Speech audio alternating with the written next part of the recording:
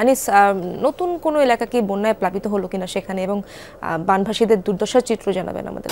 ইশরাত, আসলে আপনি যেমনটি জানিয়েছেন যে জানতে চেয়েছিলেন যে নতুন করে কোনো বাসিন্দা লক্ষ্মীপুরে আমি যেটি আছি পান কেন্দ্রের জেবি রোড এলাকায় একটু দেখানোর চেষ্টা করি যে গতকালকে কিন্তু এই রোডটা ছিল কিন্তু আসলে কিন্তু পানিবন্দী ছিল না, কিন্তু সকাল থেকে গতকালকে রাত্রে থেকে কিন্তু এখানে পানিবন্দী হয়ে গেছে মানুষ, এবং প্রতিটি বাসা বাড়িতে কিন্তু প্রতিনিয়তই পানি ঢুকতে শুরু করেছে, যার কারণে মানুষ কিন্তু এক ধরনের আতঙ্কিত রয়েছেন। শিয়া বাটার ও ভিটামিন ই সমৃদ্ধ lily glam beauty soap. Lily, always beautiful. যতই বেলা গড়াচ্ছে এবং বেলা বাড়তেছে ততই কিন্তু পানি বাড়তেছে এবং মানুষের দুর্ভোগ সৃষ্টি হচ্ছে, যার কারণে কিন্তু প্রতিনিয়তই আমরা দেখতে পাচ্ছি যে মানুষের দুর্ভোগ এবং পানি বাড়ার কারণে এই পৌর এলাকা পৌর শহরের বিভিন্ন ওয়ার্ডের বিভিন্ন স্থানে এবং এই ওয়ার্ডের বিভিন্ন স্থানে বাসা বাড়িতে পানি অলরেডি অনেক জায়গায় ঢুকে গেছে, যার কারণে মানুষ কিন্তু একদম আতঙ্কিত রয়েছেন। তবে এইখান থেকে আরও প্রত্যন্ত গ্রাম অঞ্চলে যেটি রয়েছেন সেইখানে কিন্তু আরও ভয়াবহ অবস্থা ধারণ করছে বলে